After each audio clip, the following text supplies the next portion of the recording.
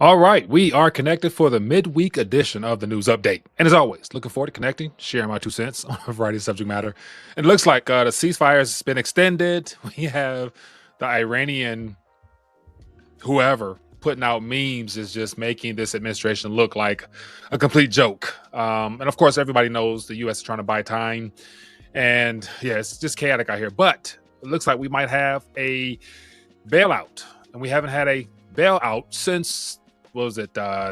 We had the GFC situation bailouts, we had the COVID situation bailouts. And so, literally, is this Spirit Airlines bailout going to be the next catalyst for more bailouts to come? Because you better believe not just one company will allow a competitor to be supported and them not want some support as well. So we're going to talk about that and a lot more. But before I move forward, as always, for those who are new, you never know, want to give you a chance to make sure you connect with the channel. If you have not as of yet, make sure you subscribe. And then, of course, hit the bell, hit the check mark, drop a comment, share your 2 cents on whatever subject matter matters most to you. And definitely, I will do my best to try to keep the community involved. Okay, so let's jump into it. I got lots of headlines. I have maybe 6, 7 tabs open, all relevant to what we're experiencing and beyond. Just trying to filter through the noise and make sense of what's happening in the real world. So here on the screen, we have just the buildup of the narrative around Spirit. So on the screen here, you can see over the last, this goes back just right here, 5 days. It says Spirit Airlines reached out to Trump administration for emergency bailout. Then yesterday, Trump tells Transportation Department to take a look at Spirit's bailout talks grows. Then you have $2.1 billion in debt. Trump talks bailout of struggling Spirit Airlines. And then sure enough, here we are today. Trump extends, wrong one. Trump administration in advanced talks for Spirit Airlines rescue package. So this came out 11 minutes ago, but to no surprise, I was listening to the Trump rant. I think it was yesterday or 2 days ago when he did a interview on one of the mainstream news sources, and he was just 30, 40 minutes of just ranting, talking. I mean, they just letting this man just jabber. He said a little bit of everything, was saying nothing. But one thing he did say was in reference to Spirit. His concern was if they go under, the massive amount of job losses that would be as a result of that. And then you're going to have every other company as well that will become quite obvious that the economy is not as great as he wants us to believe it is. So let me just jump in here, read some details here, and then I'll give you more headlines as to other subjects that are of importance. But it says the Trump administration is advanced talks for a financing package for Spirit Airlines as the carrier is facing the risk of a liquidation, according to person familiar with the matter. It says the iconic discounter Spirit has been challenged for years by rising costs, changing consumer taste, and engine recall, and a court-blocked plan to acquire JetBlue 2 years ago. So the whole idea of that merger was, why not bring two airlines together to cover up the failing issues of one and allow the other one to support that one, providing it more time before inevitably every single public traded company that relies upon energy on top of other things is subject to the woes of policies coming from the administration. So the fact that Donald Trump is now in a position where he has to address this is no surprise. And this will not be the only one. Then he goes on to say, Spirit Airlines would be on a much firmer financial footing had Biden administration not recklessly blocked the airline's merger with JetBlue. So here you have the narrative from the White House currently blaming Biden for not allowing that merger to take place yesteryears. But here's the other issue. Years ago, the concern of energy and the oil issue was not as prevalent as it is today. So no matter what, every airline, if you've been paying attention, have been cutting down flights due to the increased cost of aviation fuel. And so all airlines are experiencing troubles, but it's not solely because of debt the way Spirit is. It's more so because of the energy costs. Then he goes on to say here, Spirit has been facing potentially immense immediate liquidation. People familiar with the matter have told CBSC last week, speaking on the condition of anonymity, to discuss matters that had not yet been made public. And so there is threat of filing Chapter 11 bankruptcy. And that right there would be literally one of the many dominoes that are wobbling right now. And if Spirit doesn't get brought back into line as far as buying them time, because the bailout literally is going to buy them time, because the greater concerns is, of course, the economic issue that everyone's experiencing. That one domino, if it's not bailed out, will cause every single other domino to fall. exposing more of the lies that the economy is doing great. So, with that out the way, what doesn't and shouldn't surprise is the fact that the Iranian people in general, and of course some of the sources coming out with their media is really they're just trolling Donald Trump at this current moment. And so there's videos coming out on X from Iranian sources supposedly that is just comical in nature. And the most recent video that I captured, I'm going to share that with you, and then shine some light on this current ceasefire and how I said last week. Just expect pause, start, pause, stop, pause, stop, tough talk, back down, tough talk. That's going to be ongoing until we're in a position where we've been able to build up our everything on the back end to then try to put pressure on them again. But just take a look at this video here, and yeah, we're going to dive deeper into this one. Listen to this one.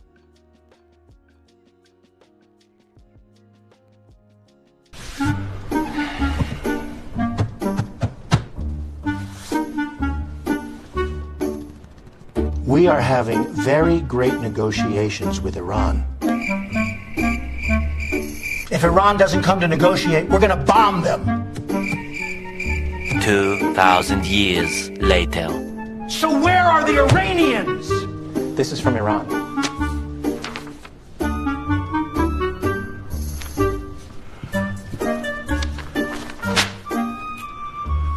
All right. Then I will extend the ceasefire at Pakistan's request.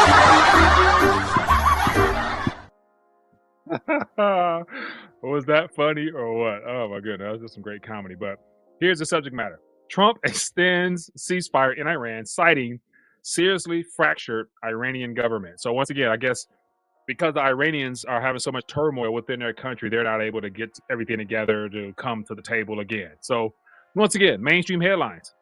It's comedy at this point, man. So I'm not even going to read it. I'm just going to give you some of the summary of what is discussed in this article here, which by now we all know is becoming a joke. But it's not funny. It's a joke, but it's not funny at the same time because it impacts everyday Americans' lives and on top of that, the global economy. But President Trump extended U.S. ceasefire with Iran, saying the extension was warranted due to Iranian governments being seriously fractured. So it takes a lot of brain power to continue to come up with these propaganda pieces, aka lies, to make it appear as if they are in such turmoil and chaos when they've been preparing for, I believe, for this time frame for quite some time now, knowing that the U.S. under the influence of another nation state would be at this point where they're trying to unravel their entire way of life. So when I see seriously fractured, I'm like, okay, maybe some people believe, I'm sure people believe it, but if you're awake, you're aware, you're paying attention to this channel, you know the real deal. What it said here, Trump said the ceasefire will continue until such time as Iranian leaders and representatives submit a unified proposal to end the war with the U.S. and Israel. So until such time as, like what leader of the most powerful, strongest military in human history, supposedly, says until such time? Now, on the surface, that's a great thing because it shows that he's stalling or he's actively trying to resolve this matter. I'll let you determine which one suits your, perspective best. But the fact is, it's an ongoing thing. And so the best thing for him to do, if he wasn't so concerned with foreign affairs and things that don't directly impact us on a day-to-day basis, he would just say, I'll let, another nation state deal with that, or allow the UN to do some things to solve those issues dealing with that region and just focus on what matters most here, which is making America great again. And so the threat of a nuclear regime or something being a threat to the US in the future wouldn't be the case if we mind our own damn business. If we stuck to what we do best here, which unfortunately is, not really relevant anymore, but you get my point. So, because the US always needs a boogeyman, and of course, other nation states will always use the U.S. as a puppet nation to do their wars for them, it's going to be an ongoing thing. So literally, this buying time is more so, I believe, the U.S.'s way of trying to secure munitions on the back end on top of all the other things needed to continue to put pressure on them, while all along threatening after forces, then they are also like, they're not backing down. They're moving full steam ahead. It doesn't look like their government is fractured. But it says that Trump previously had said that the ceasefire would end on Wednesday, which is today. So here we are today. The ceasefire has been extended until such time as, and yeah, energy costs still going up. Our way of life is still on the balance of propaganda and policies coming out of this administration, on top of Walsh yesterday, just basically just answering no real questions whatsoever, just showing that he's literally just a mouthpiece that will do more of what has already been done. And that's just where we're at this current moment. Okay. And so let me give you some more of things we're paying attention to. And so could this have anything to do with why the U.S. is needing to stall? I don't know. But it says U.S. military used up nearly half of Patriot missiles during the Iran war, according to analysis. So once again, this is a U.S. source. So why would they be spreading false information directly to perhaps hurt this administration, or they're into truth telling now, or who knows? But it wouldn't surprise me that we've been giving away so much of our military assets to Ukraine for the last 3 years. I haven't heard much about Ukraine directly. I guess Zelensky is, well funded for now. But here we are now, apparently may not have enough missiles to really have a long drawn out event in that region. So this is from the Hill, and it came out yesterday. So make of it what you may, but once again, the U.S. is not in the best position to really, really, really call the shots, in my opinion. But then again, that shouldn't surprise them. And I think one of the biggest things we're paying attention to, of course, is the energy market. And so let me just look back and see where we're at right now. So this is what we're looking at now. Brent is at 101. And as we can see, if you look over my shoulder here, it's trending back up mighty fast. So let me just go 3 months so you can see what I see. So this is the last 3 months. And over the last 3 months, it's up. Brent is up 58.92%. And so literally, we're at 101 right now as I speak. So if you just look at this graph here, if we go back, let me move this around here. If you go back to, say, was it a couple of days ago, we were under, let's go back a week. Literally on the 19th, we were at $90. And this was what so every surge, it's a surge, then a ceasefire or an agreement, it drops, so every time it is dropped down here somewhere. So this is the 17th, 18th, 19th. So literally, it's in response to some narrative or some activity done by the Western Hemisphere to give a illusion of some agreement, a deal, or something like that. And of course, it's broken off. And then here we are now, the 20th, 21st, 22nd, and we're at 101.86. And this is Brent, the global oil metric. And so this is just not looking like we're winning. Like I wouldn't, if I wasn't such a skeptic of all this stuff that's being done to it, I would just, it's quite easy that we're not winning, whatever winning means, when it comes to civilizations that's much older than the United States of America, and us trying to, I guess, regime change, nuclear, whatever the narratives are, whatever the data you're talking to, this is just not looking good right now. And so what we're going to witness is the first of many bailouts, and then we're going to have some type of, I try hard to put the pieces of the puzzle together, but some type of shock. And what do I mean by that? Let me just share with you another thing that is not really getting much airplay. Of course, people know the M2 is increasing. And so this is what we're looking like when it comes to the Fed's balance sheet. So on the screen here, this is the total assets on the Federal Reserve balance sheet. And so from going to this phase here, when we reached the bottom, that was $6.5 trillion on December 3rd. And of course, they changed the name. We're from QT. Now we're in not QE, it's reserve asset management phase. And so from this point on, we're trending back up. And so from $6.5 trillion leaving or rolling off their balance sheet to now we're at 6.7. So that in of itself equates to over $200 billion that has been brought back into existence. And of course, we're witnessing more and more of the Treasury debt buyback by our government and how those figures are continuing to increase bit by bit, showing that as more people are looking for liquidity, they're letting go of U.S. liabilities, bonds, and treasuries, and the U.S. government is coming in and buy that stuff up to, I guess, meet liquidity demands as well as to prop up and keep bond yields somewhat in a relevant territory. Because if more people dumped than they were able to buy, that would expose that the petrodollar system and the security behind holding U.S. liabilities is a riskier thing than not now than it used to be. And so here's another article that just happens to fit that same narrative. The petro yuan will mature in bursts of crisis.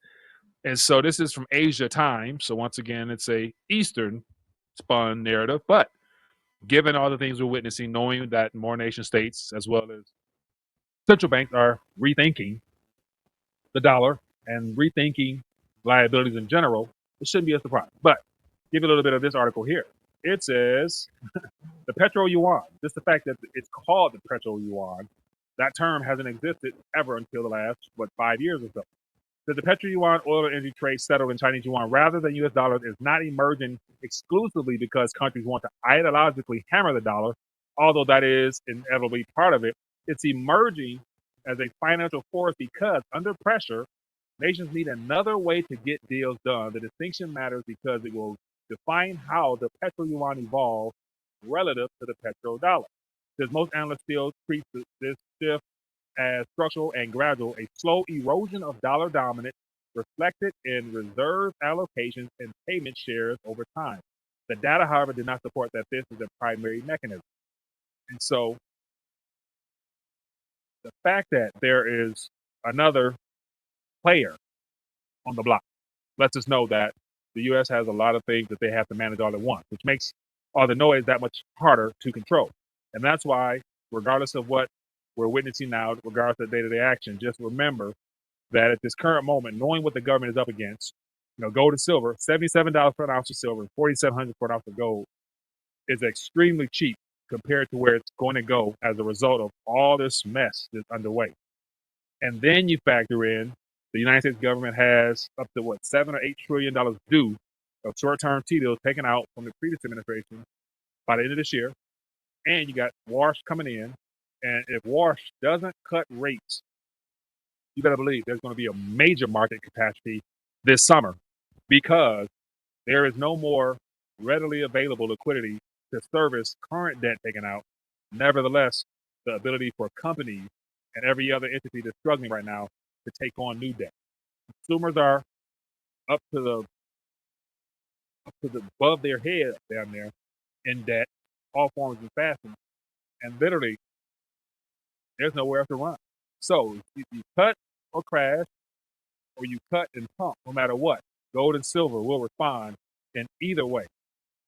Very positive nature, because at the end of the day, holding a physical ounce silver is like taking out an insurance policy against the president, against the central bank, against all the financial promises that have been given out there that, once again, depends upon more currency creation. So just something worth keeping in mind. This is just some things worth touching on. So hopefully my mic was good. But other than that, okay, so that's it. That's all I have to say. So as far as investing in silver and gold, once again, just now's the time to be very cautious of the narratives. Using the word investing, there's no such thing as investing. You're either sure or you're speculating. Sure in the fact that if everything that we use to acquire things is based upon a dying currency, then that means everything denominated in our currency is subject to policies that we're witnessing now. So if Wash cuts, QE officially begins, they're going to expand the monetary base so much to prop up all the failing elements of our economy to where there's going to be a major debasement of our currency. Therefore, it's going to appear on the screen that things are going up, but in actuality, they're going down because the monetary base has been expanded. So the cost of everything that you are relying upon will also go up to the point where you'll have no true prosperity, put it like that.